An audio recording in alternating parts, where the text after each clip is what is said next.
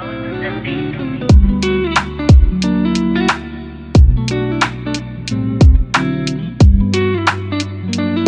people of all ages, shapes, and colors to another episode of the Hit Your Free Throws podcast, where we encourage you to stick to the basics.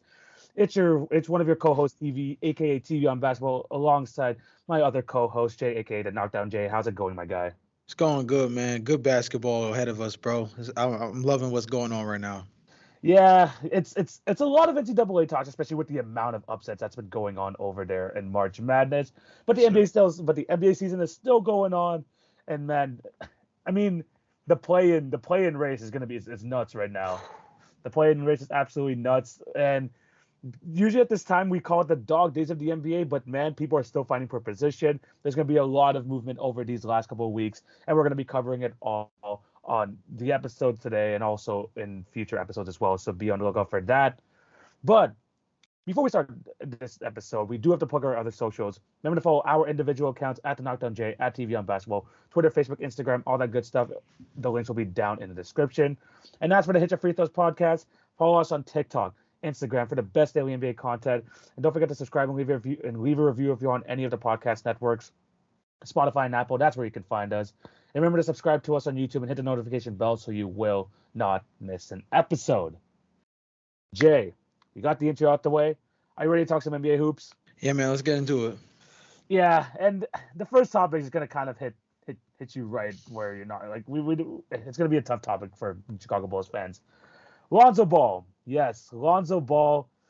Unfortunately, I mean, we haven't seen him play since what, like 2 seasons ago, it feels like, or like, Hmm. yeah, basically almost 2 seasons ago. Well, he's about to have his third surgery, which is going to be a cartilage transplant on the same knee that he injured. This is his third surgery on that knee, and the timeline looks like it's going to be over a year, maybe close to 2 years, as you told me earlier, before recording. But Jay, as a Chicago Bulls fan, as the guy whose team paid Lonzo Ball long-term money, is he gonna come back? Is it like worth going through all this hassle? Do you think or do you think it's like over for Lonzo Ball? I'm not gonna lie, TV. Like, I hate to say this because, like, this is one of my favorite players ever in terms of watching college basketball. Around about a year or two before the Lonzo Ball draft was when I really started getting into NCAA basketball from a NBA prospect perspective. And Lonzo Ball was instantly one of the first guys that came to mind for me as somebody that I gravitated to as a prospect to watch throughout the entirety of a college basketball season and hopefully be able to follow his career. Lonzo Ball was somebody that I was huge on as a Bulls fan to want to acquire before he ended up going to the Lakers, and he actually somehow ended up on my Chicago Bulls team Yeah, regardless. And you instantly saw the effect. TV, I brought up the stats because I feel like it's just super important to remind people what the last version of Lonzo Ball we saw was. We had Lonzo Ball for 35 games. And in that 35 game span, he was averaging 13 points a game, 5.4 rebounds, 5.1 assists, almost two steals a game, and was also shooting. Yeah, it was 42.3% from the field, but that was actually a career high for him. And he was shooting a career high 42.3% on 7.4 3-point attempts per game. First of all, TV, we've seen dudes like Otto Porter, shout out to another Bulls guy, Otto hmm Porter get paid mad money for having an insane 3-point shooting season like that. To yeah, think that if Lonzo Ball could have put a full season together of being a 7.5 per game 3-point attempt shooter and being able to make 40+% from beyond the arc while being able to add the kind of defensive versatility and offensive flexibility that he has, he'd be like one of the best glue guys in the NBA. Like, yeah, easily, hands hmm down, just based on the statistics and the pass around of just everything that he brings to the table. Not to mention the fact that this is a guy that, with him paired next to Alex Caruso in our backcourt, the Chicago Bulls were not only a one seed for a majority of that beginning half of the season, yeah, but the Chicago Bulls had one of the best defenses in the NBA. We have to remember yes, that based off yeah, guard play, they had one of the best defenses in the league in terms of forcing turnovers, creating second chance opportunities, and winning in terms of making the best out of opportunities in the open floor. Like, we were the best at not only forcing turnovers, but we were the best in converting in transition. That was because of the head-to-head passes and the overall up-tempo play style that Lonzo Ball brought to the Chicago Bulls. So it pains me to say this, but like I guess I'll preview it a little bit now. But TV, I joked with you about the idea of like for the TikTok content, making a video Yeah. about like the first team all cooked team, right? Like Yeah. a group of like 5 to 7 guys that just like, you know, more like a group of like 5 to 7 guys that I feel like their career is kind of just like it's done. Like it looks like they're in Yeah. that echelon where like things are starting to go on the downspin. And I think that Lonzo Ball unfortunately is going to fall into that category or is going to have to be under heavy consideration as part of that all cooked team because now Lonzo Ball is falling into that category with another guy that I just told you before the podcast started that I think I'm giving up on, Yeah. Jonathan Isaac. Another Yeah. dude who missed like 2 years of basketball due to lower body injuries, and now like we don't know what he's gonna look like. And Jonathan Isaac, don't get me wrong, in the time that he has been on the floor in limited minutes, he's been good. But TV got injured again. He got injured Yeah. again. And here's Lonzo Ball, out for almost 2 years now, and he's on his third surgery. I don't know, man. Same It pains me. piece. It pains me, but like I really fear for his mental health. I hope that he can get back to some semblance of regular rotational minutes just so that he doesn't have to have the game snatched away from him. But if Mhm. we're just talking about being an overall productive NBA player like we've seen up to this point, the Mhm. best case scenario for him now might actually be like maybe like a Markel Fultz level redemption, which I think might actually be a respectable way to end his career. Yeah. Maybe he can be a more well-rounded Derrick Rose in terms of expanding his career by just playing a very strong glue guy role. Um, but I'm worried about him, man. I'm worried. I'm worried that the Yeah. best version of Lonzo Ball we saw for 35 games, and that's gonna be the snapshot of his career moving forward. Yeah. It's really really unfortunate because even like early on in the season, like we were like hoping to get some like positive news on the Lonzo Ball injury update, and the type of news that we got was like at least from him is that I'm still having trouble walking up the stairs, like Right. let alone like dribbling a basketball on a basketball court. So from the get go, there was like a lot of hope just completely diminishing for his potential return this season. As the months kept going on, there was like maybe he'll come back, maybe he won't. But then as we kept getting closer to the date, we're like, oh my goodness, it's getting worse apparently, which is like crazy because he's not playing basketball. So you knew that it was something super super serious, and now he's going to his third surgery, which this time, like I mentioned, cartilage transplant surgery. No one in NBA history has come back from that. Nope. No one in NBA history has come back from that sort of procedure. And Lonzo Ball is aiming to be the first person to come back from that. So he is doing everything in his power to try and do it. I mean, might take another year just to get it off the books, but he is doing everything possible. And it's really, really unfortunate because, as you mentioned, he last year when the Chicago Bulls was like going on that really hot streak at the beginning of the season, he was a massive reason. I mean, he was getting all defense buzz very early on in that season for the guard position, and his ability to really embrace his strengths. I mean, before they're like, oh, he has to be a good shooter, he has to be better in terms of scoring the basketball. Yeah, he became a better shooter, but he knew that his strengths were in passing, were in defense, and he was really being that for the Chicago Bulls, as you mentioned. Now, kind of like a year and a half removed from that, it feels like he's getting like in a worse position.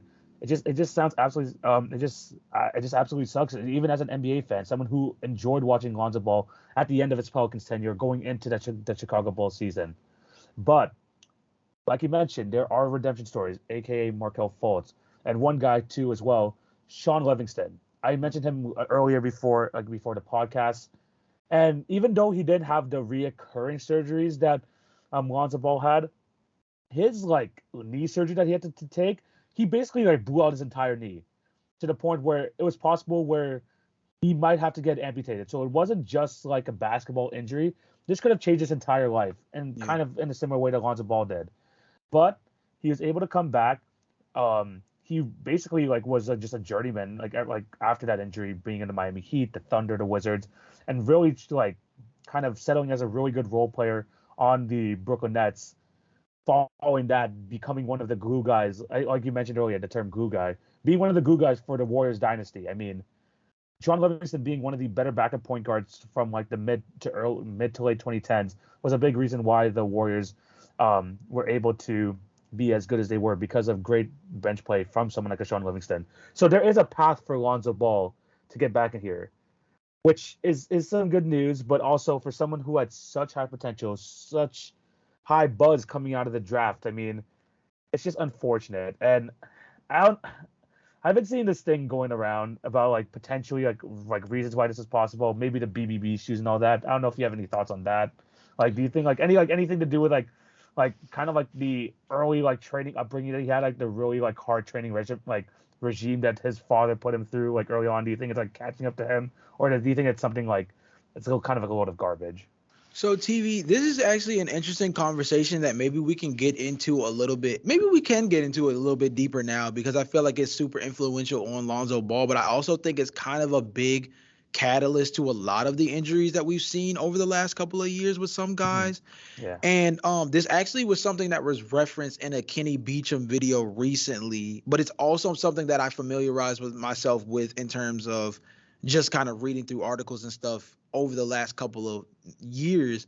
There's a particular article that was written a couple years back about like how youth basketball is hurting the overall pro game with the way that the AAU circuit is formulated, and it Yeah. has to do with, and the overall article focused on this idea that like AAU basketball is a double-edged sword because AAU basketball and the amount of tournaments they play and the amount of games they play are meant to help guys hone their skills and put themselves on the map in terms of the national stage. But it's also putting miles and miles and miles on Yeah. these guys' bodies before they reach the apex of where the physicality, the speed, and the overall prowess of the talent is at its all-time high. So these Yeah. guys are running amok, day in and day out tournaments that are 4 or 5 games a day, right? Yeah. But you have to do it in order to be notarized on a national level.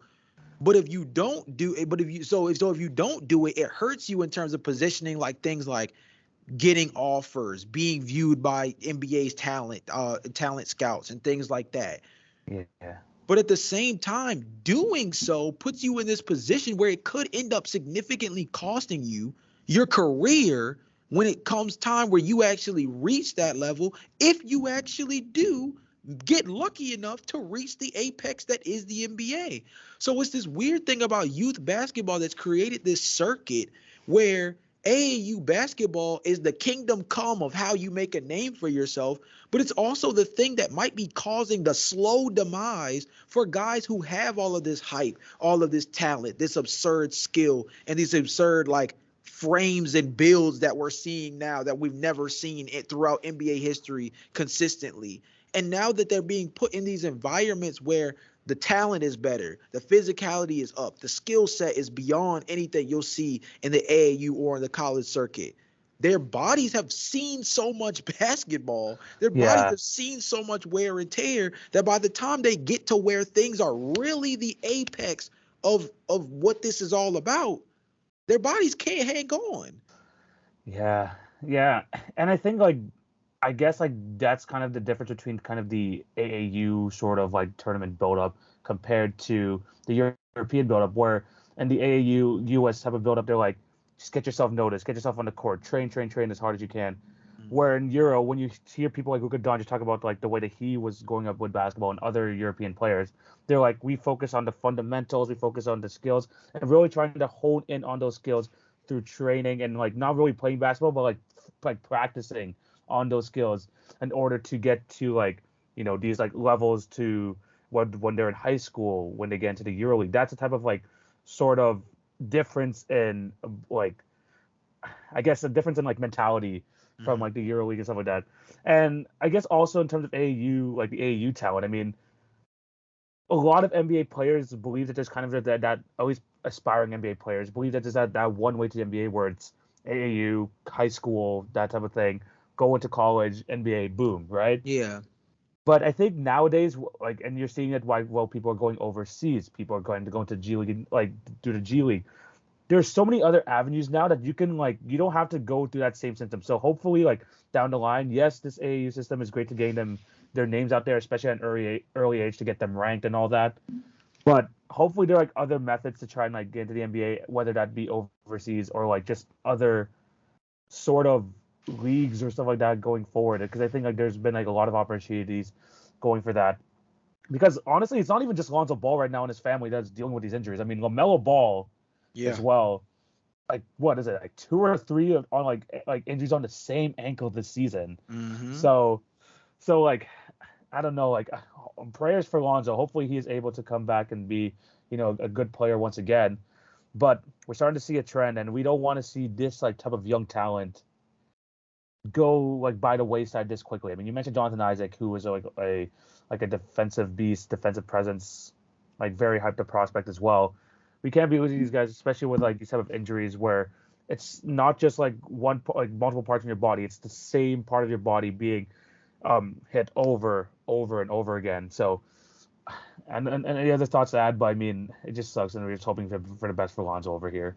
Yeah, I mean, I agree with that. That's the biggest thing. At the end of the day, I'm a Bulls fan, right? But at the same Yeah, time, I enjoy people being able to enjoy what they care about, right? And yeah, basketball is the thing that's not only brought generational wealth to a guy like Lonzo Ball, but it's also been something that's been how he's been able to create the life for himself that he's had up until this point, right? Is built off of this ability to play basketball and do it at such a high level. So the yes, fact that it's been taken away from him for this long and is honestly too long as it is.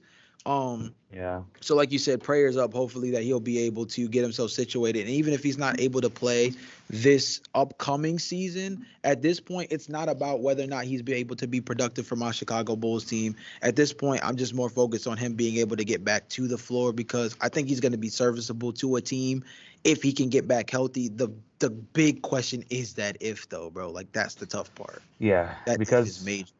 yeah, because even in these articles, I mean, the possibility to just like end his career right here and there, it's still kind of like up in the air, especially with like how much it's gonna be able to like affect him like afterwards and stuff like that. So it's definitely gonna be a question for sure.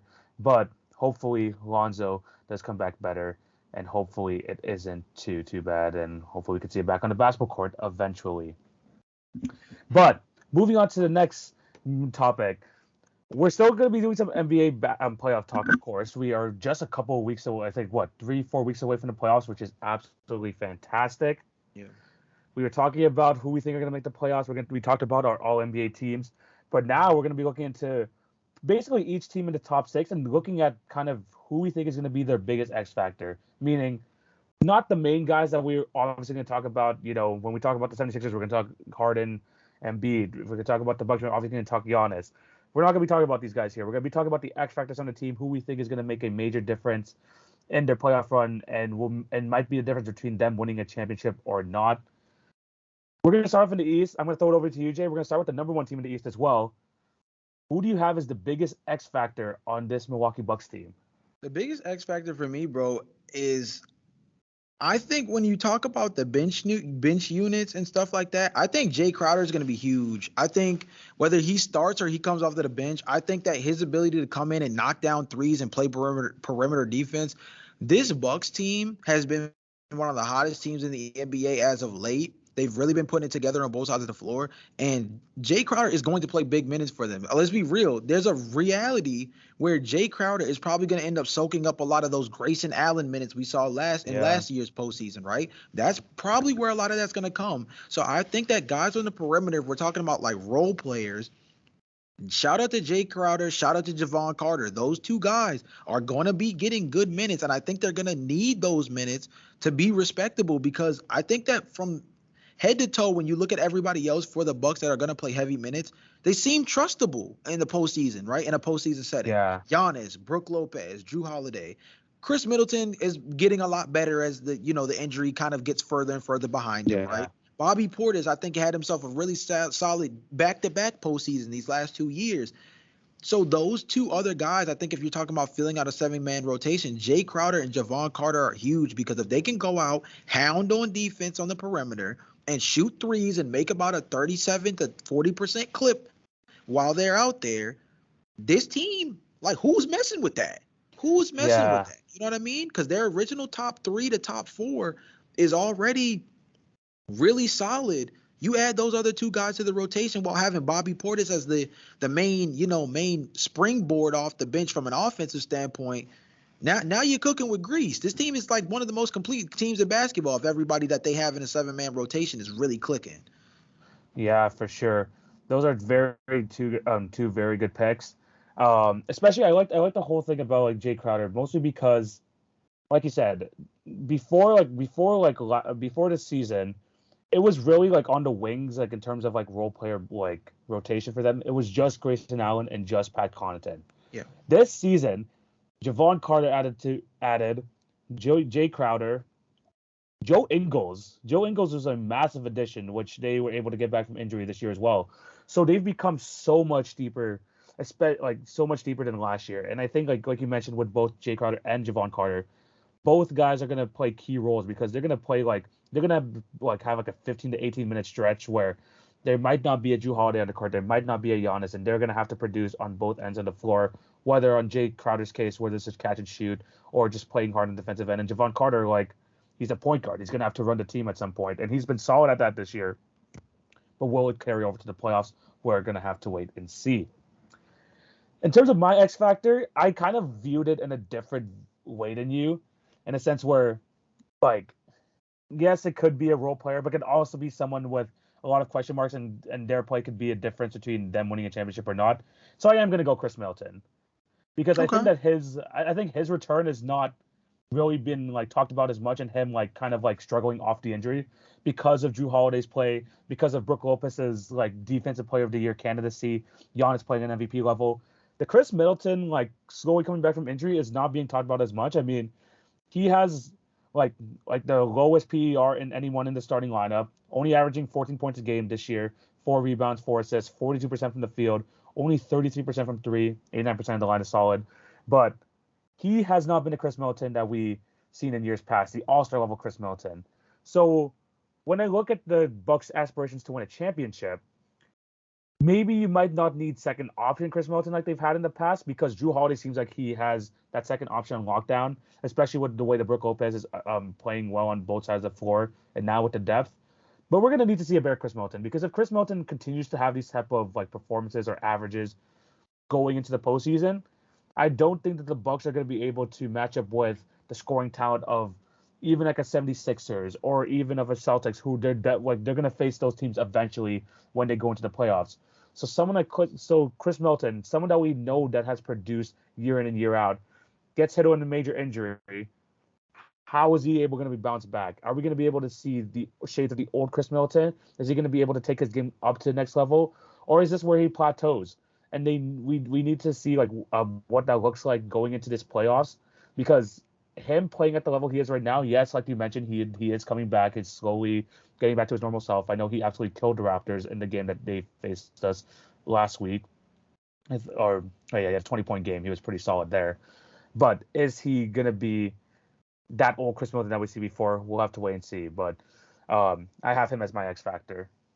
I think Chris Middleton is a good pick because of the fact that at the end of the day, I think it's easy. And I mentioned it in my kind of spiel about Jay Crowder, but like I think it's easy to peg Chris Middleton in as like, oh, solid. Like check that box off in terms of Yeah. another solid rotational guy starting for them and playing heavy minutes for them. But you do make a great point that he's a guy that unfortunately he has gotten a little bit better over time since coming back from the injury. But the truth is that they need a certain version of Chris Middleton in terms of being a legitimate threat for them to make a real run in the postseason. At the end of the day, we saw the limitations without Chris Middleton. And the truth is, they did almost still come out of that Boston Celtics series even Yeah. without Chris. And many will say that if Chris Middleton did play in that series, maybe things go differently. But I think there's also such thing as having the right kind of Chris Middleton that changes that series. Because at the end of the day, if Chris Middleton is not able to close games for you very well, I don't think Chris Middleton is ever going to be a hindrance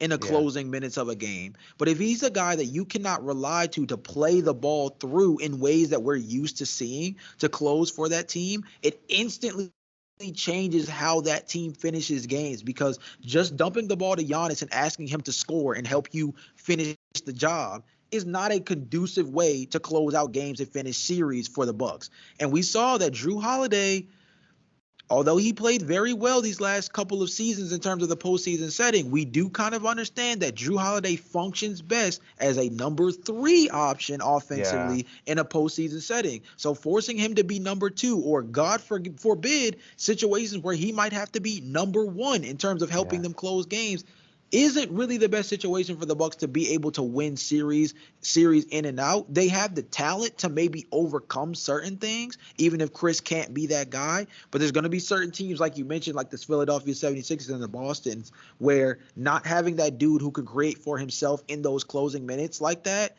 really changes the dynamic for how they're able to finish games.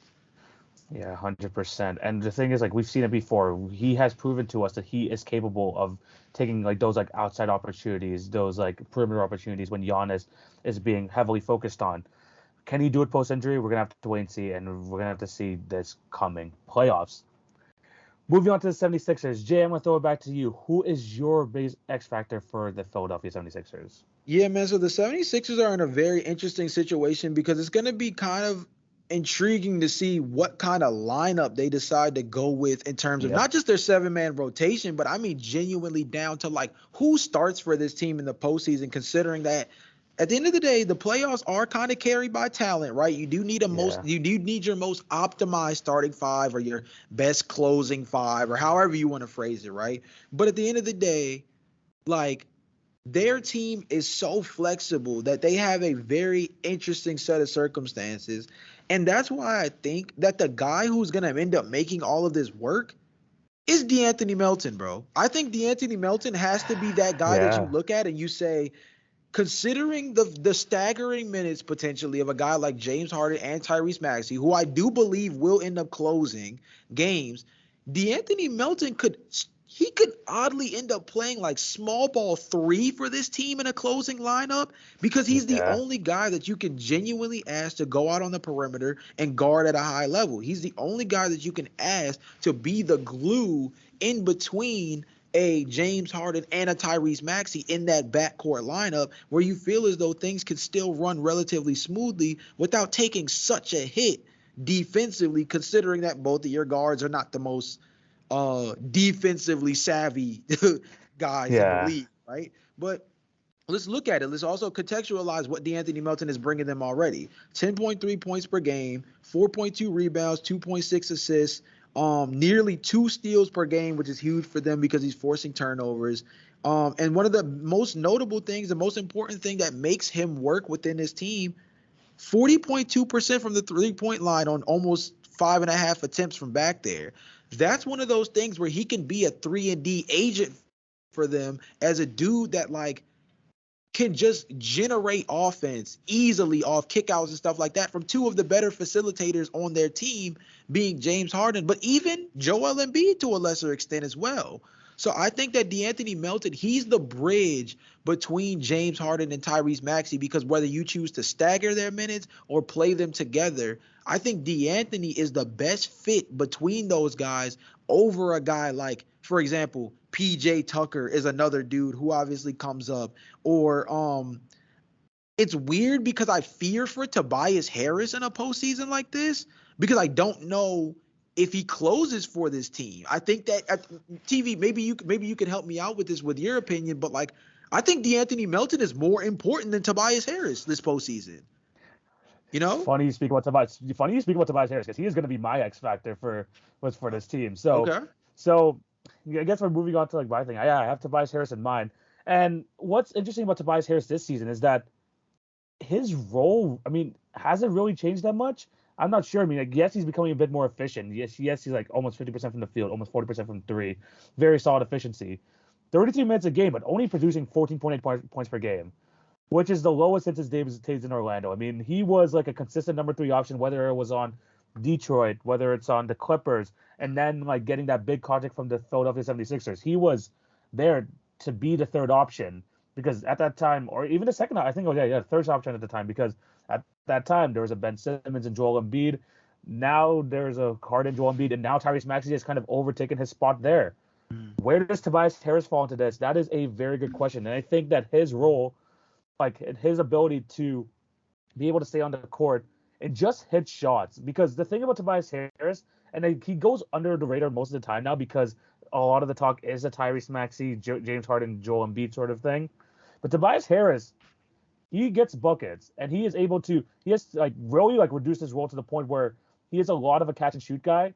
Yes, he still like hits his like occasional mid range jumper here or there, but his role has been diminished quite a bit as part of this new Philadelphia 76er team. So, like you mentioned, there are a lot of ways they can go about this because they could go very small. They could go put DeAnthony Melton in the closing lineup because PJ Tucker has to be there because he is going to be one of their defensive anchors. So he's going to close a lot of the games. So I think that's a certain. Is it going to be him closing games? Shake Milton has had his moments, so maybe he might be able to close a game. There might be like some like instances where George Niang just catches fire. Maybe he closes the game. Tobias Harris feels like someone out of anyone in that closing lineup who's unsafe. He's the one who's been able to take out, put someone in, and he is more talented than that. Even though, like, yes, he's one of the most overpaid players in the league, we know the talent is there. Last year, just last season, he was averaging 17 points a game. He could play well in a bigger role.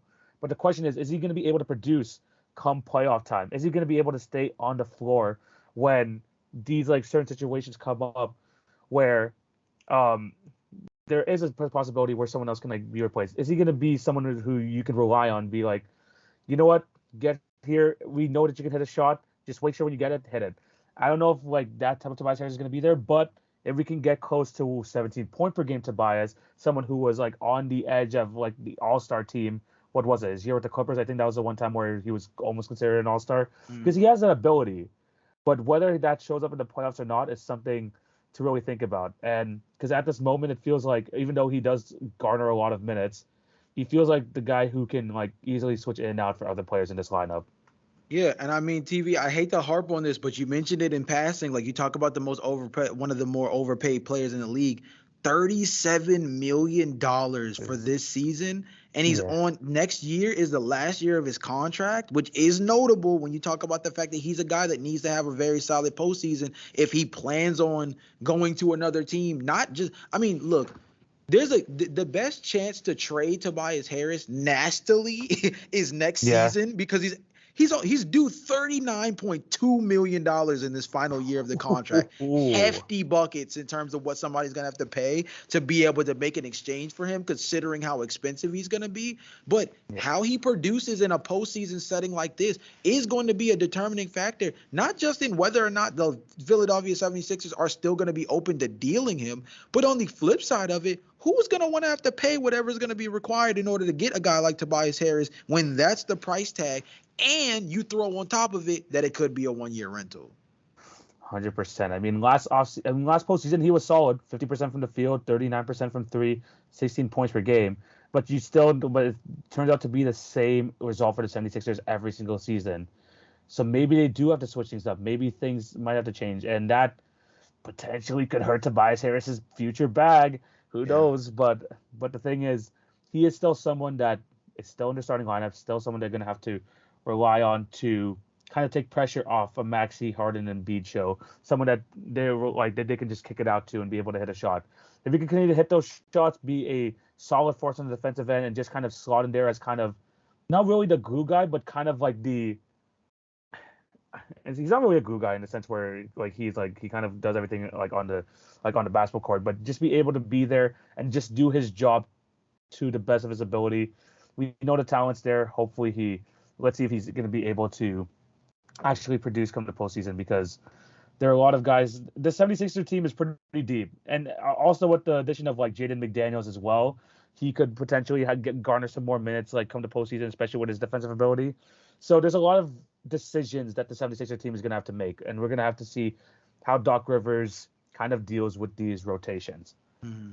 Next team, the Boston Celtics. Jay, one of the deepest teams in the league. Who do you got as their biggest X factor? Man, TV, I'm not the type to count pockets, but while we're on Spot Track, we might as well go ahead and, point out another guy who's due for a bag. Grant Williams is due for a Yeah, bag, my man. boy. My Yes. dude got a club option picked up for 4.3 million, and the dude's eligible for a rookie extension that's the 5-year max, obviously 188, 32 million. He's not gonna get that. Let's be realistic. Yeah. Let's be real, right? Yeah. But Grant Williams, with the skill set that he's shown in this short stint in the league so far, is a guy who could garner a cool 18 to 22 mil in the free agent market, bro.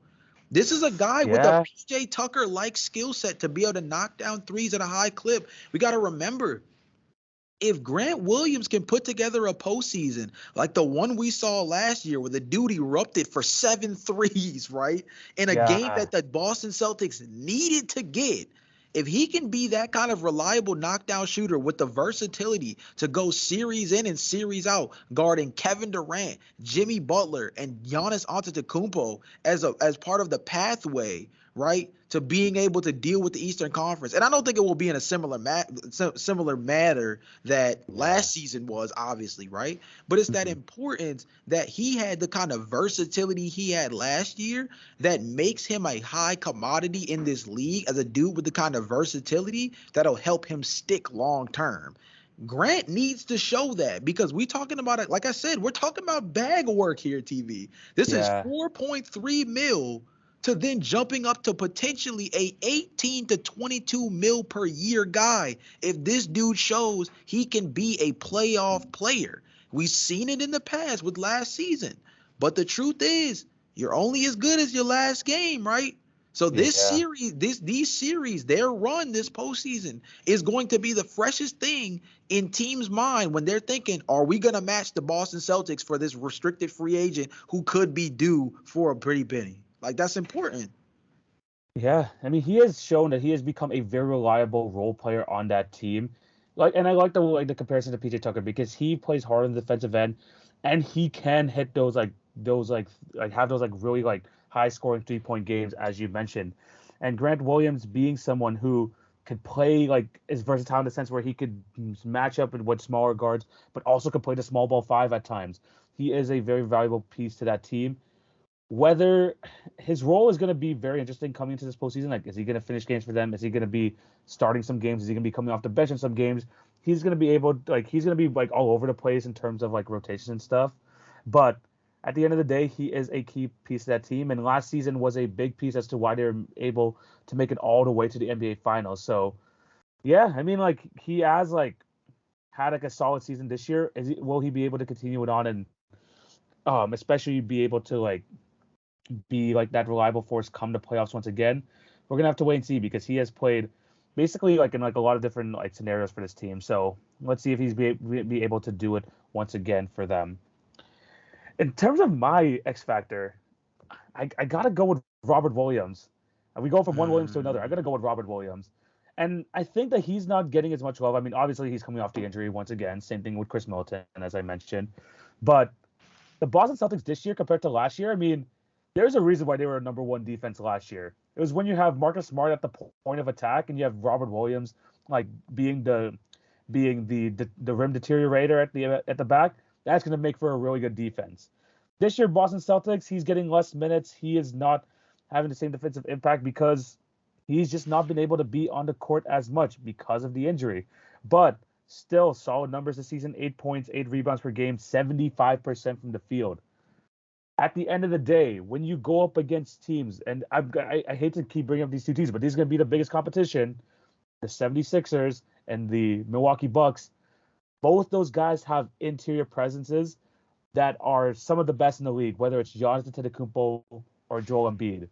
And the Boston Celtics, they're more of a finesse team. Let's be honest. When you have your top three, when you have your top three scorers being Malcolm Brogdon, Jason Tatum, and Jaylen Brown, you need to have that interior presence to kind of match up with them. And I don't think going with a lineup to end the game such as Grant Williams and Al Horford is going to be able to match up with them.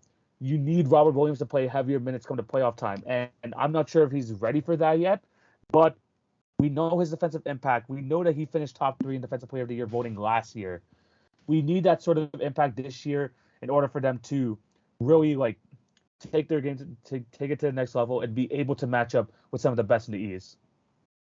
Yeah, I think the main thing too is if you just take away what you saw from last postseason from Robert Williams, if he plays, Boston's murdering everyone. Like Yeah. it's just like I hate to like make it seem so vague, but like go back to that Boston Celtics versus Golden State Warriors series, and Yeah. the difference was felt when Rob played versus when he did not. That series flipped on its head when Robert Williams was not available, and it gave the Golden State Warriors that confidence to be able to attack the rim as often, as early and often as they did, and put as much pressure on the rim as they were able to do, because not having that deterrent inside changed everything. When Yeah. Kevon Looney could not handle Robert Williams, it significantly changed the game plan for how those two teams faced off with each other. And that one-on-one matchup by itself, that was huge. And you also just look at the impact that Robert Williams had on the play style of Draymond Green, for example, as well. Like Yeah. Robert Williams being around when when Robert Williams played, Draymond Green was having the worst games of the series. Yes. When he didn't play, Draymond Green played well. That's an easy correlation that you can go back and see. And I think you could kind of pinpoint that as something that's very impactful throughout the entire postseason last year, because that team just looked way more dominant when Rob was on the floor. Don't get me wrong. Yeah. Boston skated through Brooklyn. They looked good in the other series, but in the games where Rob played, it just felt like they were in much more control. They just felt like a better team just by having him on the floor. Yeah, no, 100%. And you talked about just like his presence against the Golden State Warriors. That's the Golden State Warriors, and we're talking about a finesse team. That is a finesse team. And if you're getting like outplayed, out rebounded by the likes of Kevon Looney and even Andrew Wiggins was a beast on the boards during that series as well. Um, but not having him on the court really showed a difference in that series. Imagine him not being on the court against a Giannis or against a Joel Embiid. It's going to be tough times for the Boston Celtics, who can score with the best of them. They could definitely score, but you're going to need some defense to play in the playoffs, and you need Robert Williams out on the court more. Next team, let's move it on. We're going to the Cleveland Cavaliers. Jay, your biggest X factor for the Cleveland Cavaliers? Man, I'm looking at the stats right now, and the dude that comes to mind for me is Isaac Okoro. I feel like this three position for the Cleveland Cavaliers has been the talk of the town since before the season started, especially when you look at the way the lineup is set up from the minute the Donovan Mitchell trade happened. It said Darius Garland, Evan Mobley, Donovan Mitchell, Jared Allen, who plays the three. A bunch Yeah, of names.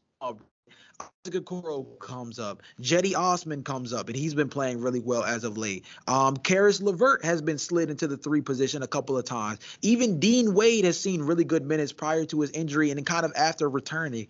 But Isaac Okoro is that guy that he provides the most defensive versatility for that team that they desperately do need on the perimeter, considering their guard play. Like Donovan Mitchell has been much more competitive on the defensive end. Darius Garland is not a plus defender by any stretch, but that's kind of where Isaac Okoro steps in. Lamar Stevens is another guy who's played heavy minutes for them at the three. They're yeah, really trying to figure that three position out. And yeah, it's very important for them, considering there's a lot of perimeter guys they're gonna need to be able to throw a body on. But the most important thing for me with Isaac, I think, is he has to be serviceable on the offensive end. It cannot be 4-on-5. And the way that Isaac does that is he's got to be able to hit his threes. And TV, I'm looking at the stats right now. Since December, my boy is getting it right. My boy is getting it right. In the month of December, my man's was shooting under 30% from three. He was shooting 29.4%. Before that, 28%. To kick off the year, he was shooting 0% from three yeah, through the first portion of October. So he couldn't even crack 30% in 2022. yeah, Since the change of the calendar year, my boy now in January shot 47.6% on just about 3 attempts per game. I know it's low volume, but that's not the yeah, point here. yeah. 47.6% from three in January, 43.3 in February, and then on top of that, 37.5 in March. Him Yeah. being able to be a 37+% shooter from beyond the arc, even if it's on low volume, we know it's on low volume. Yeah. But it's going to be that way anyway. When you look at the offensive firepower they have in the guard position already, they don't need a ton of scoring from Isaac Okoro. But they need him. If he's going to get 3 to 5 3-point attempts per game, he's got to be able to hit them. If he can do this, in the postseason, he's a plus player for them. That's the X factor. He has to be able to hit threes or he can't be played because he's a net negative anywhere else. Yeah, he was like the one guy who, like, before the season started, I put him right there in the three position because it just felt right, knowing that his defensive presence on the perimeter, because you just needed that. And I had the same worry before the season. I kind of had the same worries going into this postseason, but as you said, he has improved as the year progressed. So if he can continue to just be serviceable, just get out there, hit your 2 threes per game, that's what you need to do. I do like that pick.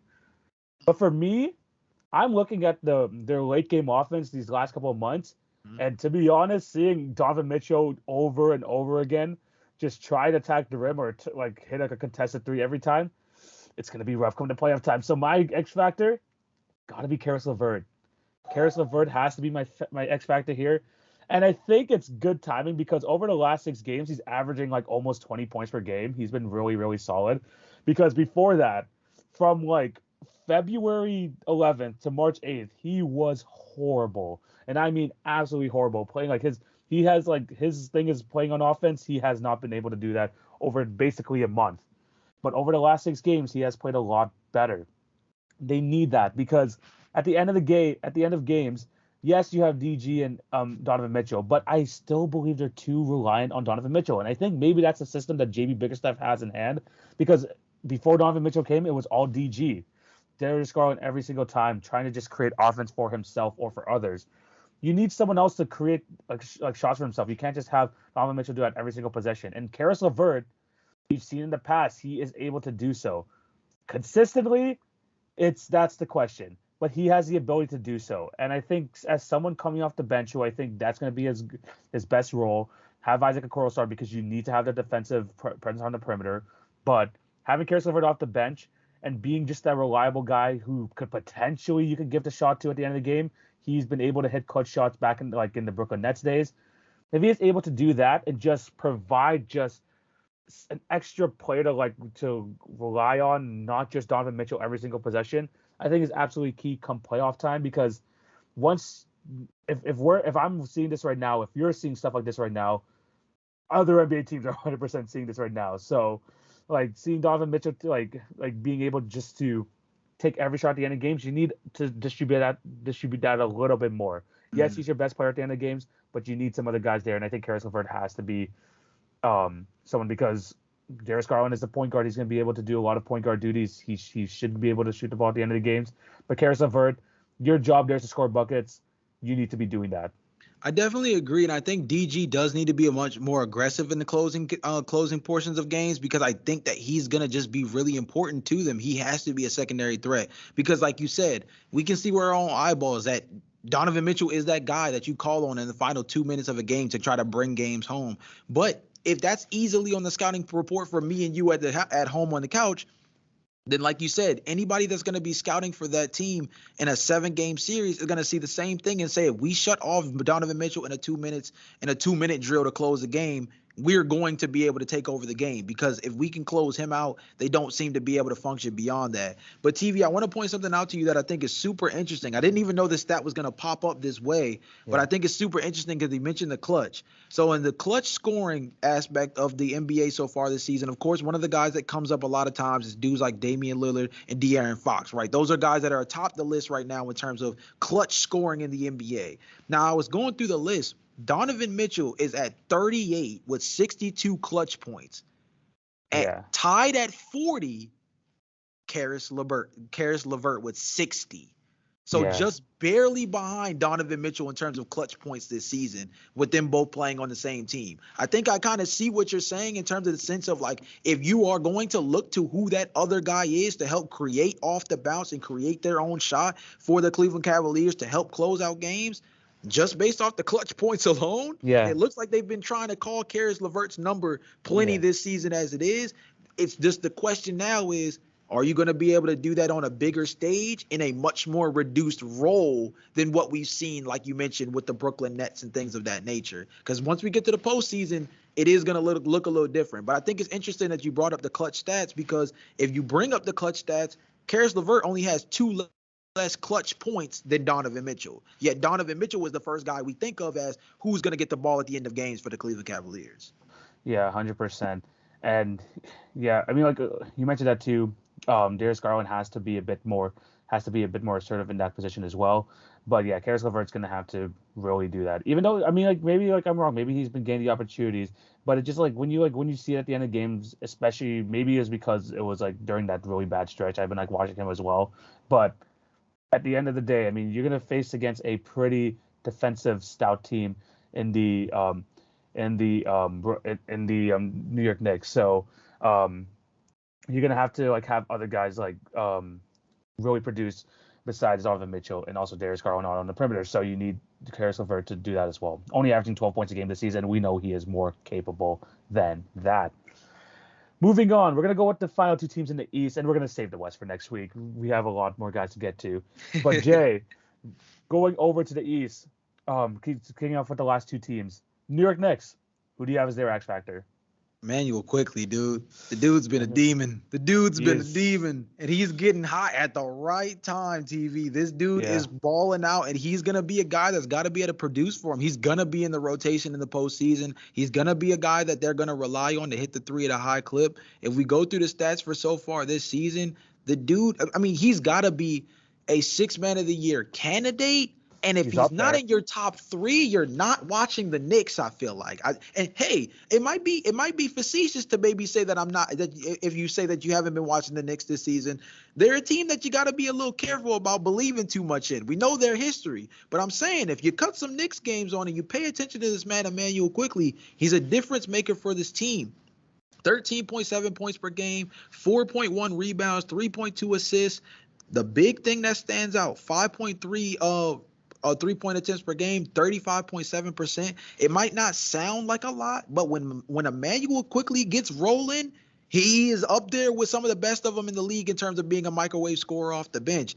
His ability to be able to keep this team afloat offensively when guys like Jalen Brunson come off the floor for that short stint in the postseason, his ability to keep things afloat is going to be huge, because the biggest thing for the Knicks, TV, we've seen it season in and season out. The Knicks have tried Derrick Rose, Alec Burks, Kemba Walker, right? All of these guys to try to get other guards in that position to be able to get dudes who can create offense for themselves. So when Julius Randle isn't going, they have other guys to rely on to shot create.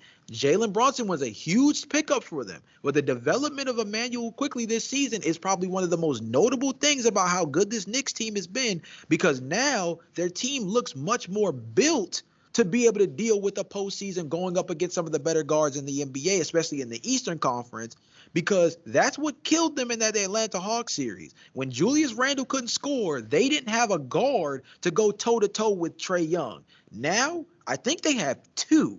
And I think Yeah, that's something that's really notable, because now the Knicks look like somebody we got to really pay attention to. yeah, 100%. Emmanuel Quickly. I mean, we're gonna have our award show in a couple weeks now, but Emmanuel Quickly is gonna be in the freaking conversation for six man of the year. Yeah. Especially turning it up like at the perfect time. Thank you, Thibodeau, for giving him the minutes. Thank you so much, Tibbs.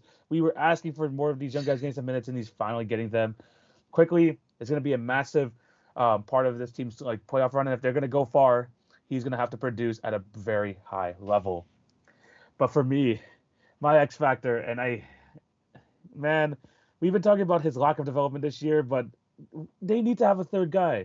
RJ Barrett needs to be better, and he has to like step up when things matter. And this is like the perfect time too. I mean, Julius Randle at this point, sure we know about his playoff demons, but I think that at some point you know that what Julius Randle's going to get you, especially now with a reliable guard in Jalen Brunson. I think those two guys, you're pretty set in stone with what they're gonna with what they're gonna produce in the postseason. RJ Barrett, I don't know. we talked a lot more about the other Knicks players in terms of like their positive impact, whether it's Quentin Grimes, who has been one of the better perimeter defenders this year, Mitchell Robinson, Josh Hart, who was an acquisition at the deadline, Emmanuel Quickly. We've been talking a lot about those players, and RJ Barrett's kind of underwhelming season is going under the rug. I mean, yes, he is having his like he's not like scoring like I mean his scoring averages are not as bad as it was like last year. I mean it was 20 points per game. It's 19.8 now. But in terms of his like 3-point shooting ability and just like his growth as a player in general, compared to the other two guys in his draft, and Zion Williamson and John Morant, he has kind of already hit a plateau, which you do not want to see in a young player like RJ Barrett. They brought him in hoping that he could be that three-level scorer, someone who can get to the rim, someone who could be reliable from three, and he really hasn't been that on a consistent basis. Now teams are going to be looking out for Julius Randle a lot in these games. They're going to be looking out for Jalen Brunson, who has been playing at an All NBA, All-Star level. Someone is going to have to step up. You say Emmanuel Quickly is going to. You need to also have some. Well, you also need your third star to do that as well. The guy that you just paid the max contract to. So RJ Barrett, yeah, he's been okay this year, but the true shooting percentages hasn't been great. He hasn't really taken that seventh defensive end, and his scoring, even though he's getting relatively the same amount of minutes, it's still not progressing the way they want him to. Yeah, and TV, here's the other messed up part about the RJ Barrett scenario is the inevitability says the Cavs and the Knicks are facing off in the first round. Yeah. It's inevitable It's at this point. yeah. With the way that the games are set up, unless somebody goes on some kind of unknown hot streak, the Cavs can only move down a little bit, but the Knicks can only move up a little bit too. And Yeah. really that doesn't leave much wiggle room for either one of them to not bump into each other. So we have a Cavs Knicks first round pretty much lined up. And RJ Barrett is going to be the guy that the cameras point to the most because he was the difference. We got to remember the way that day for Donovan Mitchell being traded came down to was RJ Barrett was the guy that the front office, Leon and those guys didn't want to pull the trigger on trading him. And so it was either trade RJ or extend him. And they went the extension route. Yeah. How this series goes and specifically how RJ Barrett plays are going to be notable factors when people look at the front office this offseason. Because, again, a Knicks fan's worst nightmare is seeing Donovan Mitchell go for 50 in the Garden in the wrong jersey, bro. And not just that, seeing the guy that they extended contract to put up an absolute dud in the playoffs, that would be horrific for Knicks fans. So RJ, you're going to need to step up. This is the best team the Knicks have had in a while, probably since the Carmelo Anthony days. Even better. I think this team is even better than any of the teams that Porzingis was on. So they really need to have like a pretty like solid postseason. And at this point, now that you have the solid point guard on your team in Jalen Brunson, you have Julius Randle back in All NBA level.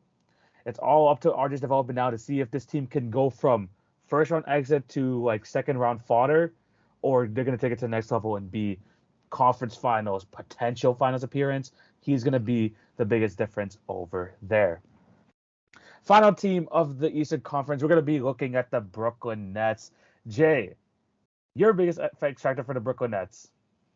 Bro, this team is playing with house money. So I think any guy that you look at is going to have an interesting storyline for the postseason because they're in a position where everybody's kind of just trying to position themselves for how they want to go into next year, right? That's kind of how we're looking at the Brooklyn Nets. So the guy to me, I've had a theme of pocket watching during this episode. Yeah.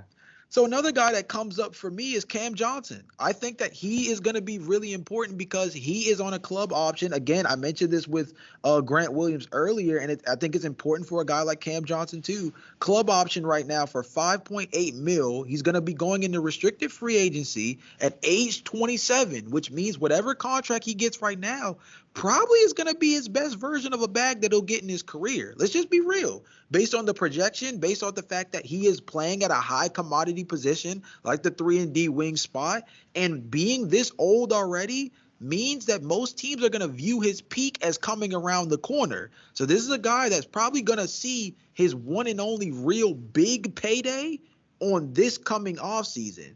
So I think him producing at a high level this postseason, is going to be his ticket to the bag. And this is a guy that Last season, before going down with injury, 13.9 points per game, 3.8 rebounds, 1.5 assists, and one of the most notable things, obviously, was on almost 6 attempts per game, 45.5% from three, right? And this Mhm. year, he's bumped it up a little bit, 16.5 points per game, 5 rebounds, 1.7 assists, and unfortunately, the three ball, the volume is up. He's up to around 7, but 33.6% from beyond the arc. I like the aggressiveness from Cam, but if he's going to get paid, and we've seen some guys get paid when they can knock the three down Yeah. at a high clip. If he wants to get paid, if that big contract, that Duncan Robinson contract is coming around the corner, he's going to have to shoot the lights out in the postseason and put his name at the forefront of this free agency class.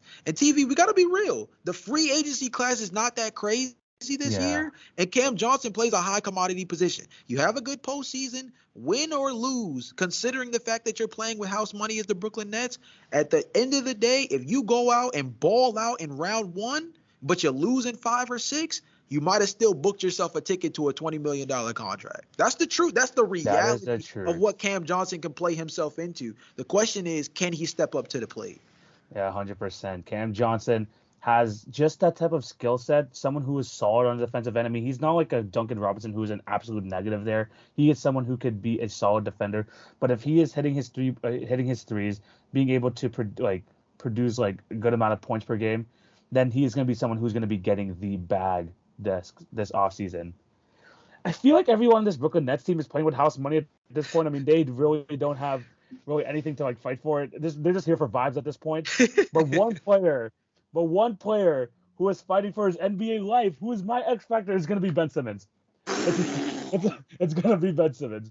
This postseason is going to be the either the revival of his career or the end. We are at that point with Ben Simmons. We are at that point. He is getting like even before his injury. Again, I can't. Oh, Ben Simmons injury. Oh, what a surprise. But Ben Simmons even before this injury, like he was coming off the bench, averaging 17 minutes a game as a max contract player. This like we talked about last week, the peaks and valleys of players. This guy has like was a three-time All-Star and dipped all the way to a bench piece on a pseudo playoff team. And let's be honest, it is a pseudo playoff team.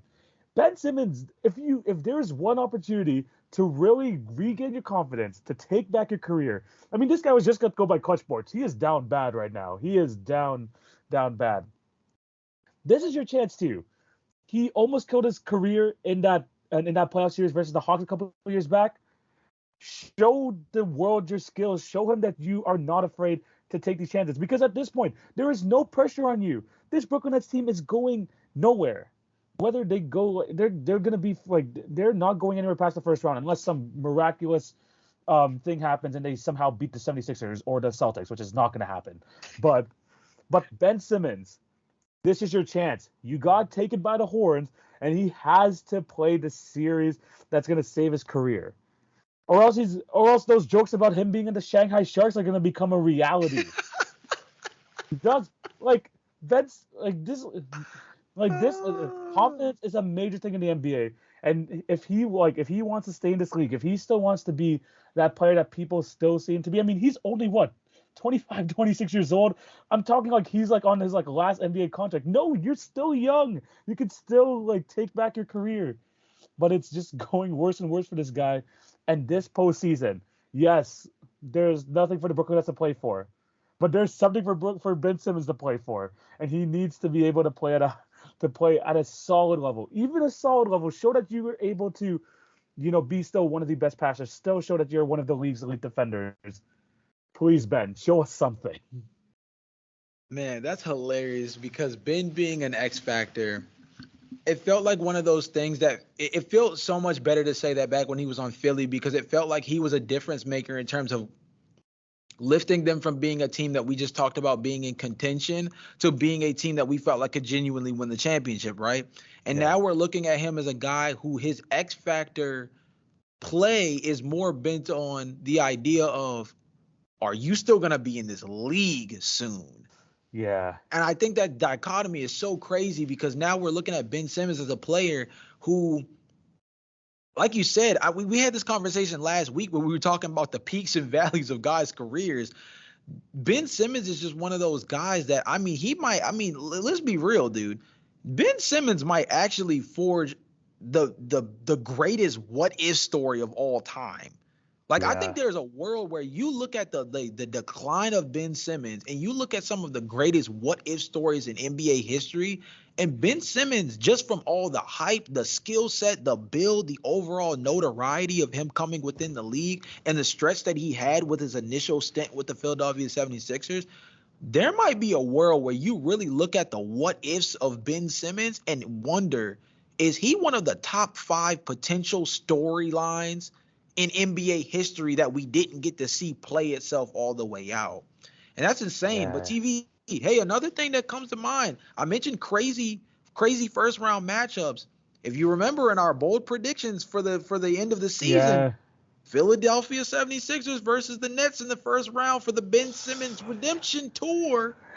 It's a Right now, possibility. It's a it's possibility. looking like it, hey, it's looking like one of those situations where my boy he might have to look into the eyes of death and tell him to get back. You know what I mean? Because he's gonna have to play in Philly, At and least like 4 times. and that's gonna be a good time. I don't know who for, but it's gonna be a good time for somebody. So, hey, man, look. Ben Simmons, man, like again, I think TV, one of the things that I don't want to get lost in translation with our conversation about the Brooklyn Nets is the fact that this is a team full of guys that may not all be safe on this roster, right? That too. Yeah. That's a real thing to consider when you look at the fact that the Brooklyn Nets do not own a ton of draft capital. They've made up a lot of it over the last couple of, months, basically, with the trade deadline being the most active they've been from that perspective in terms of accumulating draft picks since a good little while, right? Yeah. But they still don't really control their draft equity, right?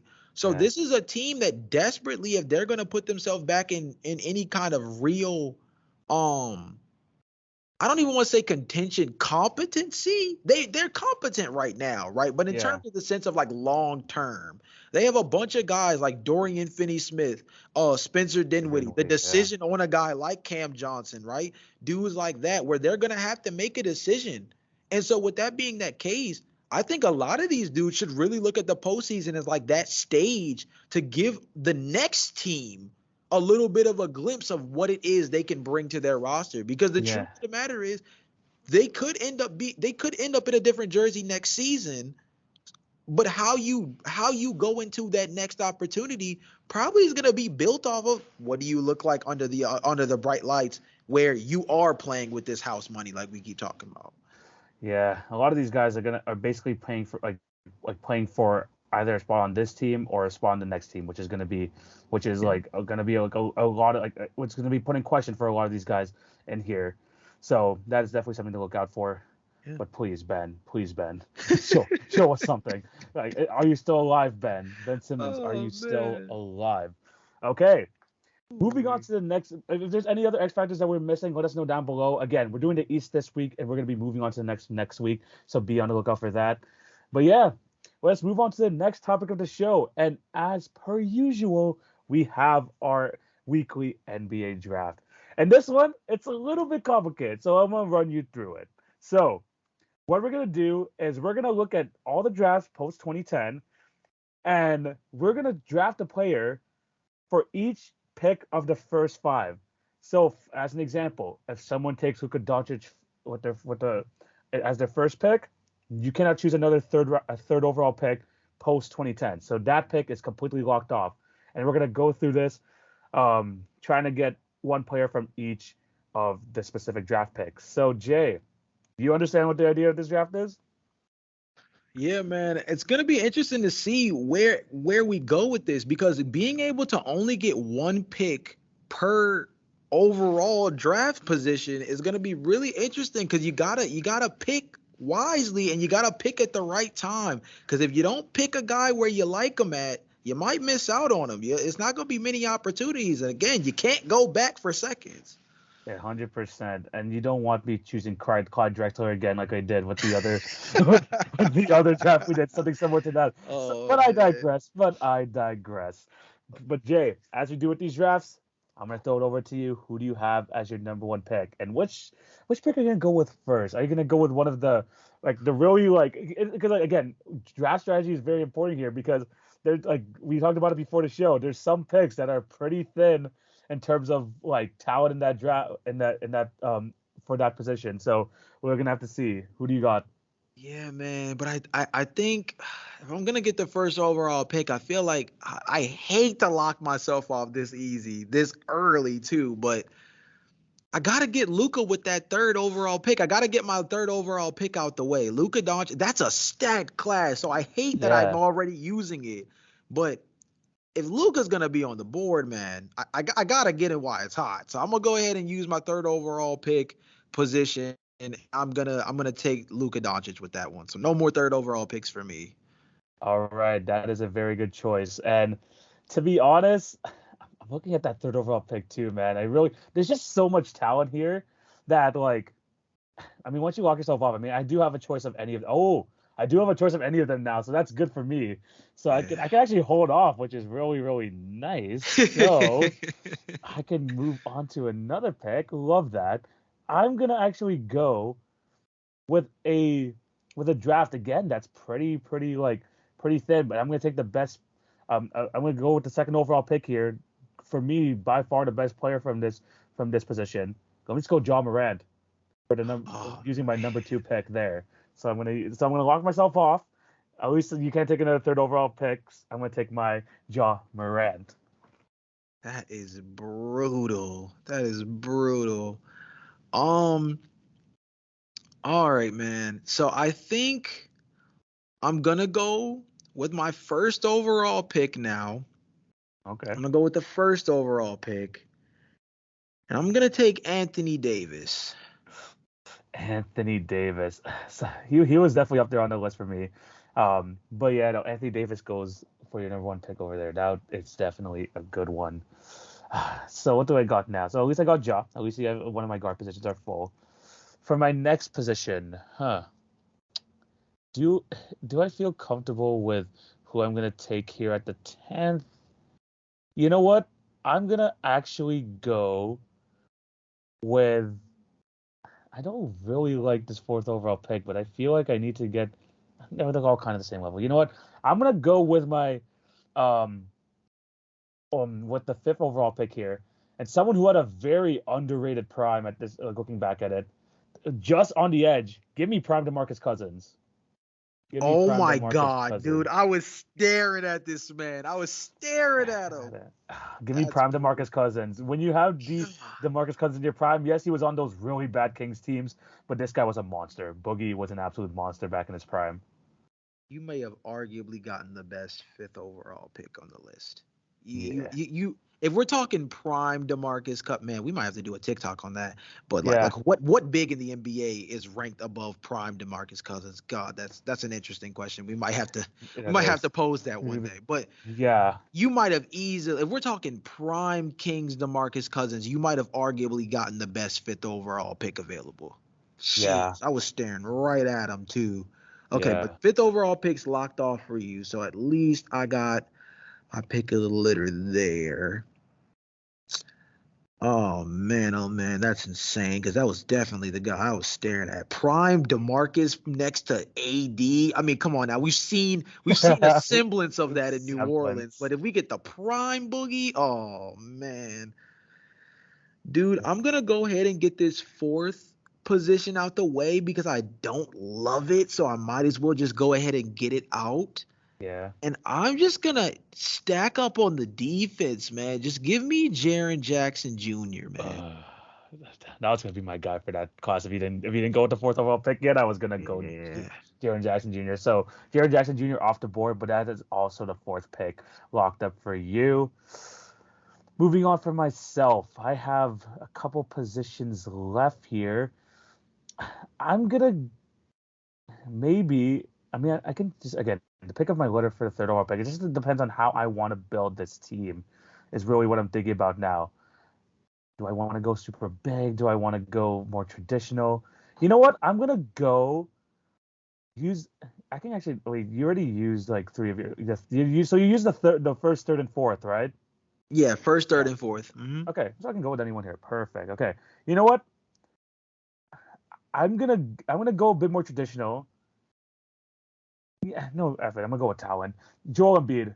Give me Joel Embiid. I'm gonna have twin towers at the front. We have defense. We have offense. Both can hit the three at their absolute peak. Let me go Joel Embiid. I'm gonna have a freaking stacked front court. That's a great pick, but TV, I'm gonna be honest, dude. Like this third overall pick group is nasty, It is bro. It's nasty. nasty. I Ugh. mean, I mean, Evan Mobley, LaMelo's here, Jason Tatum, and I Jalen was Brown are here. trust me. I Bradley was Beal still on Bradley the Beal. board. If we were just a year before, James Harden was still gonna be available. He's 2009, but I'm just Yeah, saying, like we are yeah, one pick away from James Harden being a potential guy in this pick. Like, yeah. obviously, I got Luca, but like the third overall pick, man, It's nuts. I mean, sheesh. I mean, when I have the choice between Jason Tatum and Joel Embiid for this pick, I think I'm doing pretty well in terms of the leftovers for there. So, yeah. Definitely. And so Joel Embiid, it's him and Cousins in my front court, but both are elite, like on are elite offensively, and then Joel Embiid elite defensively, of course. Jay, who do you got with your next pick? Oh man, this is where things get kind of brutal because the two picks that I have left are the second overall draft pick guys and the fifth overall draft pick guys. And it's so guard heavy in the fifth overall Yeah, draft pick spot. And that's why I that's had to what take makes things kind Cousins. of weird, man. That's what So, kind of makes things a little weird. yeah. But here's what I think I'm gonna do. This is what I think I'm gonna make happen. We're gonna shout out the big homie because we paid him a lot of respect on the podcast already. And I think that he's a guy that fits well on my team for what I'm trying to get going. So give me Lonzo Ball at that second overall pick, man. Okay, Lonzo Ball at that position. You know what? I don't hate it. I don't hate it, especially like if you can get the best version of Lonzo, which is probably the 35 games with him with the Chicago Bulls. That was probably the best Lonzo we've seen. So if you Yeah. can get that version of Lonzo, again, unfortunate with the injury, but he is a damn good player, potential all defensive player who can definitely spread the ball around. Okay, now I have the first overall pick left, and I have the fourth. The fourth is kind of slow picking, so I just kind of have to deal with what I got here. I can go two ways here. I can either go full on like current Cleveland Cavaliers and just go with two basically like small guards that can't defend, or I can go with a bigger guard, which I'm gonna actually do. Instead, I was gonna go with Kyrie Irving for pure talent alone, but Mm. instead, give me Anthony Edwards. Give me That's a Anthony. great pick, TV. That's Give a give great pick. Give me Anthony Edwards next to John Morant. Yeah, he's not the best defender in the world either, but man, this guy can score with the best of them, and he's not going to be like an absolute negative on the defensive end. So give me Anthony Edwards. That's a great pick. That's a great pick, man. Mm-hmm.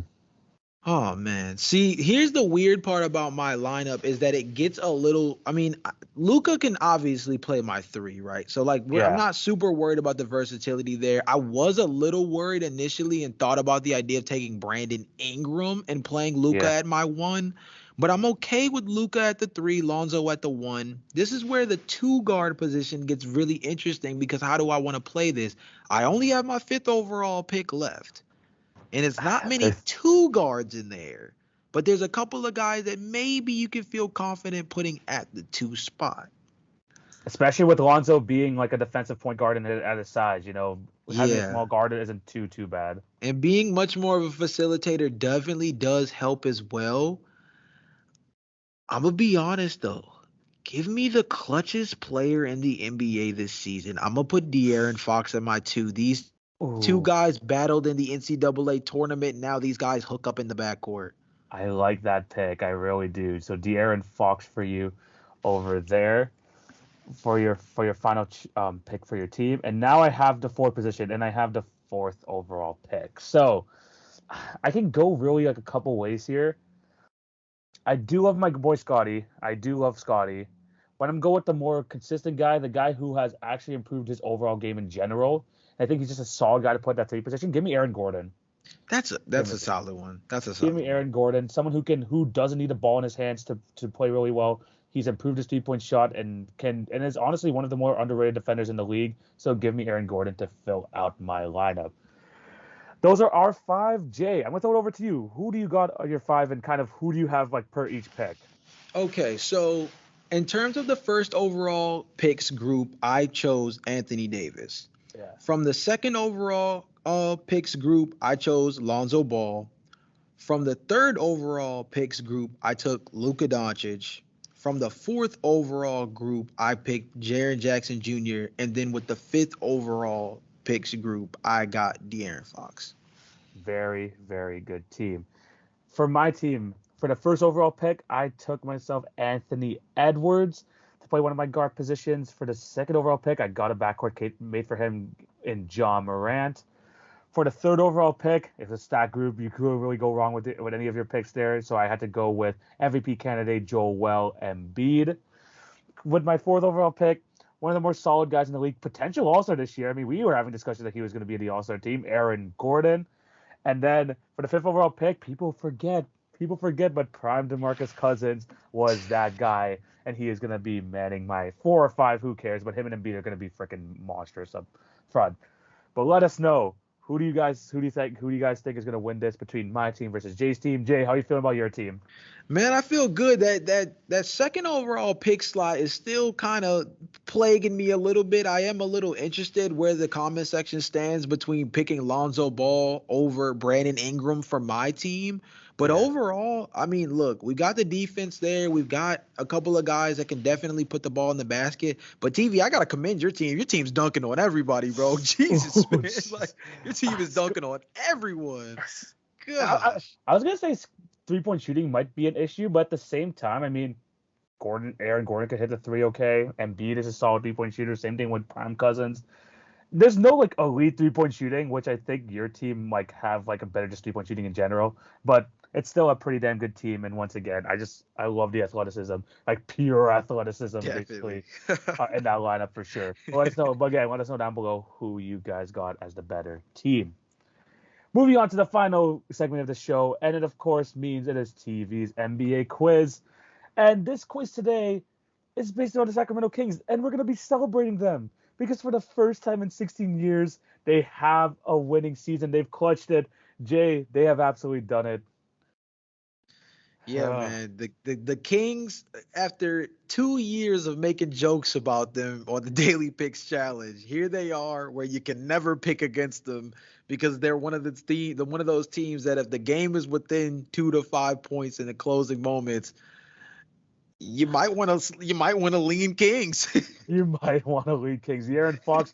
I get, and you know what's funny? The freaking new award that they have, the NBA Clutch Award, is gonna be like that's here this year. We're gonna have to make a pick for that show. We're gonna have to make a pick for that on our award show, and De'Aaron Fox might be at the top of that list. We're gonna have to wait and Yeah. see. But as a celebration of the Kings, having a positive record for the first time in 16 years, we're gonna look back at their last time making the Western Conference Finals, their best season yet, and we're gonna be looking at the 2002 season. And Jay, do you remember what happened Game 6 between the Kings and the Lakers? It's kind of like one of the biggest NBA conspiracy theories. Yeah, it's one of those things where, hey, man, I'm not saying the refs were paid, but the refs were paid, bro. Anybody outside of Sacramento might not feel that way, but I remember that series pretty vividly. And that Chris Webber team, they were ready to play, man. They were ready There to play. so many questionable calls. I watched a whole ass documentary on that thing, and I'm like, and I mean, what was that? It was Tim Donaghy, right? That was the dude. That was the ref's Yep. name. Tim Yep. Donaghy. Yeah, that guy was sketchy all around, and he was the one freaking like coaching, like refing those games, man. It sucked for Kings fans because there were so many questionable calls there. But we're gonna throw it back to that game 6. And Jay, I want you to name me the starting five for both the Lakers and the Kings for that game in particular.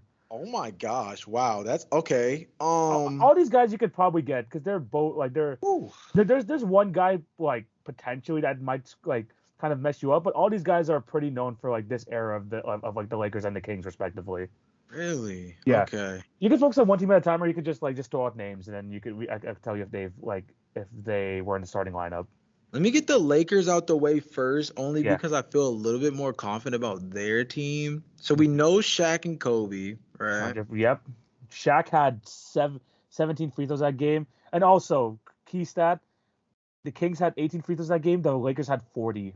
Yeah, that was the insane. 40. That was the stat I remember the most. That was the one where it was like the 40. free throws discrepancy was insane. Insanity. Um, So that's two of the players down for the Lakers. did Derek Fisher start for this team? He didn't Yep. start yet. Yes, he Oh, he did. He did. did. He Okay, did cool. start. He only played 20 minutes, but he did start that game. All right. Okay, so I know this guy was on the team, but I don't know if he started. Did Mitch Richmond start for this team? He was a coach's decision. That's tough. Yeah. What about Rick Fox? Rick Fox played Okay. 36 minutes in this game, 11 points. Okay. So we're at how many guys is that? 4? That's 4. There's one guy here. He was there for the entire thing, the Lakers three-peat, and this guy was just known for just picking up rings. Just known for picking up rings. Oh, Robert Horry started? Robert Horry started. I thought he was a 43 minutes. bench guy for that team. Honestly, for me, I thought that like it was either like weirdly enough like Samaki Walker or something. He played 4 minutes in this game. That's nasty. I know he started a lot for that Lakers Yeah, team, he just. though. I know him and also Devin George. I think played like significant minutes on those like older Lakers teams. There's Yeah, definitely like Brian Shaw. I remember a handful Yeah. of those guys. Like they definitely played good minutes. I don't know if they were like, clearly in that series they were not wanted, but Yeah. you know what I mean. Oh, what's it called? Oh, the name Sladislav Medavenko just brings back memories from back in the Shout day. out Stephen A. Smith, man. Yes, exactly. Jeez. Going now to the Kings team. Okay, so let's get the easy ones out the way. Chris Yeah. Webber definitely started. Yep, 46 minutes in that game. Vlade started. Yep, 31 minutes as a starter. Mike. He fouled out too. On one of those other things that were in that game that kind of. Wow, that's good. See, but that's them 40 free throws, man. Yeah. Mike Bibby started. Yes, he played 40 minutes in that game. There's no way Peja didn't come off. I mean, there's no way Peja didn't start. He had to start, right? He didn't start. He didn't start. No, he didn't start. No. That's insane. He didn't start. Okay, so if he didn't start, oh God, wait, hold on. I think I might know it. I think I might know what's going on in your head. I think I might know. Okay, this might be stupid, but I just want to check. Hito was on this team, but did he start? He started in this Wow, over Peja? I think this is like I think like Prime Peja. Like I think like Prime Peja was probably maybe a year or two after this. Okay. But yeah, the fact that like Peju Turkoglu and I think this is like know like it wasn't Hito and Peja were like around the same age, right? Yeah, for sure. And Hidu started that game, man. You're missing one more player. Again, that's crazy. Peja's breakout is the year after, and we don't even get like real Hito Turkoglu until Orlando. That's insane. Yeah. Actually, wait. Peja was a freaking all-star this year. Wait, what the heck? Why did he not start? That's what I'm saying. I could have swore. I'm like, Peja was nice that year. Maybe it had to be some sort of injury. There's no other way.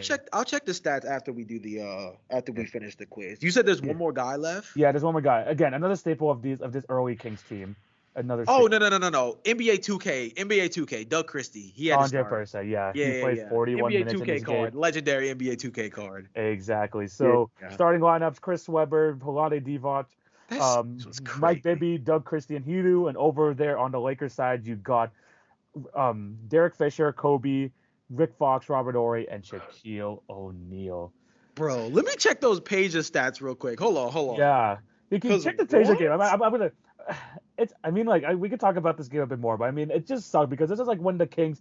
I think like again, one of the reasons I remember from the documentary why this game was kind of like so iffy as well, because I think this is another year where the Nets made the finals, right? I think the Nets made the finals. So I think for ratings purposes, they were scared of a Kings-Nets finals. Dude, I mean, I guess so, but I'm sitting here looking at the stats for Peja. 21.2 points per game was second on the team, 5.3 rebounds, 2.5 assists, 1.1 steals. The dude shot 41.6% from three on almost 4.5 attempts. Like, and he didn't start that game? It had to have been an injury. It That's had to have. crazy. I'm trying to find it right now. I don't see it, Let me but see if I can find the series. I got you.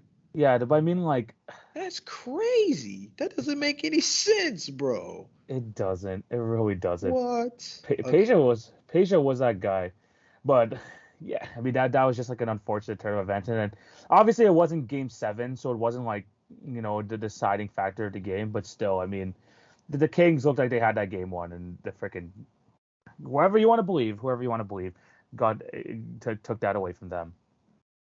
But yeah, Wow. uh, as we move on to the end of the show, let us know down below what you guys, if there's any other quiz that you guys want us to do, let us know down below. Instagram, YouTube, all that good stuff. But we have reached the end of the episode. Thank you guys for watching or listening. Jay, any words to these beautiful people on what to expect? Hey man, can't wait for the Western Conference breakdown next week. It was really fun to talk about the X factors because I think that when this NBA playoffs matchups are going to be huge, and so those guys that come out of the woodworks to really show up in the roles that they're asked to play in, they're going to be really important. We know who the superstars are, and we're very aware that the seeding is going to be a big factor in terms of how we see the landscape of getting to the championship round in the NBA playoffs. But these guys that we talk about in these X Factor episodes, these are going to be the dudes that I feel like you should definitely pay the most attention to because in terms of attention to detail, the superstars are going to do what the superstars do. But in order for these teams to be able to make a real run to the championship, we've seen it in past championship runs over the last couple of years. Those tertiary guys that step up within their roles. This was Andrew Wiggins last year, for example, who turned into the second best player on the Golden State Warriors team a season Yeah, ago.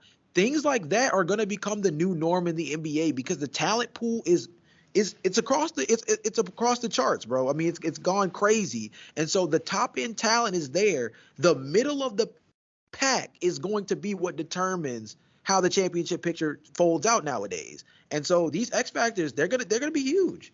they're going to be absolutely massive, and we're going to get to a lot more of them when we talk about the West next week. But yeah, this is the end of today's episode. Thank you guys for watching. Remember to show love on me and Jay's personal pages. They'll be found down below. And remember to look for us YouTube, Spotify, Apple Podcasts, all that good stuff to check out the podcast every week. And as well, follow the Instagram and TikTok as well for the best daily NBA content, which is definitely going to ramp up near playoff time. But yeah, this is TV. That's Jay. This is both of us signing out. Have a wonderful day, everyone. Peace. Peace.